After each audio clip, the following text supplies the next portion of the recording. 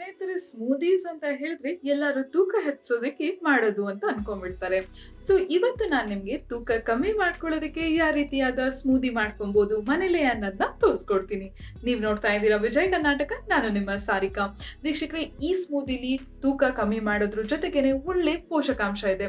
ಅದಷ್ಟೇ ಅಲ್ಲದೆ ಕ್ಯಾಲ್ಸಿಯಂ ಅಂಶ ಕೂಡ ಜಾಸ್ತಿ ಇದೆ. ಸೊ ಬನ್ನಿ ಇದನ್ನ ಹೇಗೆ ತಯಾರಿಸೋದು ಅಂತ ನೋಡೋಣ. ಸ್ನೇಹಿತರೆ, ಈ ಸ್ಮೂದಿ ಮಾಡ್ಕೊಳ್ಳೋದಿಕ್ಕೆ ನಾನು ಓಟ್ಸ್ ನ ತಗೊಂಡಿದ್ದೀನಿ. ರೋಲ್ಡ್ ಓಟ್ಸ್ ತಗೊಂಡಿದ್ದೀನಿ. ಇದು ಸ್ವಲ್ಪ ಅಗಲವಾಗಿ ದಪ್ಪವಾಗಿ ಇರುತ್ತೆ. ನಾನು ಫ್ರೈಡ್ ಓಟ್ಸ್ ತಗೊಂಡಿದ್ದೀನಿ. ನೀವು ಕೂಡ ಫ್ರೈಡ್ ಓಟ್ಸ್ ನ ತಗೊಳ್ಳಿ. ಆಮೇಲೆ ಬಿಳಿ ಎಳ್ಳಿನ ಹಾಲು ತಗೊಂಡಿದ್ದೀನಿ. ಜೊತೆಗೆ ಅಗಸೆ ಬೀಜ ತಗೊಂಡಿದ್ದೀನಿ 1 ಸ್ಪೂನ್ ಅಷ್ಟು. ಖರ್ಜೂರದ ಸಿರಪ್ ತಗೊಂಡಿದ್ದೀನಿ 1 ಸ್ಪೂನ್ ಅಷ್ಟು. ಇವಾಗ ಶುರು ಮಾಡ್ಕೊಳ್ಳೋಣ. ಮೊದಲು ಬಿಸಿ ನೀರಿನ ಓಟ್ಸ್ ಒಳಗಡೆ ಹಾಕಿ 10 ನಿಮಿಷ ನೆನೆಯೋಕೆ ಬಿಡಿ.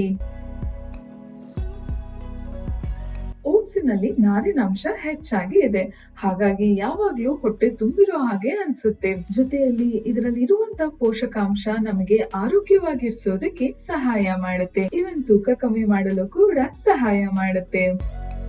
ನೆಕ್ಸ್ಟ್ ಇವಾಗ ಒಂದ್ ಮಿಕ್ಸಿ ಜಾರ್ ಅನ್ನು ತಗೊಳ್ಳೋಣ. ಅದ್ರ ಒಳಗಡೆ 1 ಸ್ಪೂನ್ ಅಷ್ಟು ಅಗಸೆ ಬೀಜನ ಹಾಕೊಳ್ಳೋಣ. ಅಗಸೆ ಬೀಜದಲ್ಲೂ ಕೂಡ ನಾರಿನಾಂಶ ಹೆಚ್ಚಾಗಿ ಇದೆ, ಹಾಗಾಗಿ ಹೊಟ್ಟೆ ತುಂಬಿರೋ ಹಾಗೆ ಅನ್ಸುತ್ತೆ. ಇದರಿಂದ ಕ್ಯಾಲರೀಸ್ ಕೂಡ ಕಮ್ಮಿ ಮಾಡಬಹುದು. ನೆಕ್ಸ್ಟ್ ಇದಕ್ಕೆ ಖರ್ಜೂರದ ಸಿರಪ್ ಹಾಕೊಳ್ಳೋಣ. ನೀವು ಬೇಕಿದ್ರೆ ಸಿರಪ್ ನ ಹಾಕೊಬಹುದು, ಇಲ್ಲ ಅಂತ ಹೇಳಿದ್ರೆ ಖರ್ಜೂರನು ಕೂಡ ಹಾಕೊಬಹುದು. ನೆಕ್ಸ್ಟ್ ಎಳ್ಳಿನ ಹಾಲನ್ನು ಹಾಕೊಳ್ಳೋಣ. ಆಮೇಲೆ ನೆನ್ಸಿಟ್ಟಿದ್ದ ಓಟ್ಸ್ ನ ಹಾಕೊಬೇಕು. ಇವಾಗ ಇದನ್ನ ಚೆನ್ನಾಗಿ ಮಿಕ್ಸಿ ಮಾಡ್ಕೊಳ್ಳೋಣ. ನೋಡಿ, ನಮ್ ಸ್ಮೂದಿ ರೆಡಿ ಆಯ್ತು.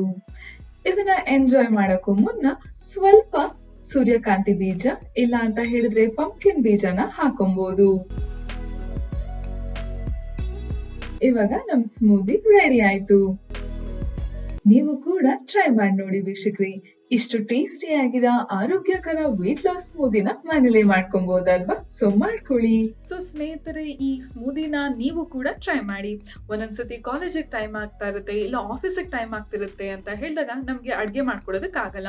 ಅಂತ ಸಮಯದಲ್ಲಿ ಈ ರೀತಿಯಾದ ಆರೋಗ್ಯಕರ ಸ್ಮೂದಿ ಮಾಡ್ಕೊಂಡ್ರೆ ನಮ್ ದೇಹಕ್ಕೆ ಒಳ್ಳೆ ಪೋಷಕಾಂಶನೂ ಕೊಡುತ್ತೆ, ಅದ್ರ ಜೊತೆಗೇನೆ ತೂಕನು ಕಮ್ಮಿ ಮಾಡ್ಕೊಬಹುದು.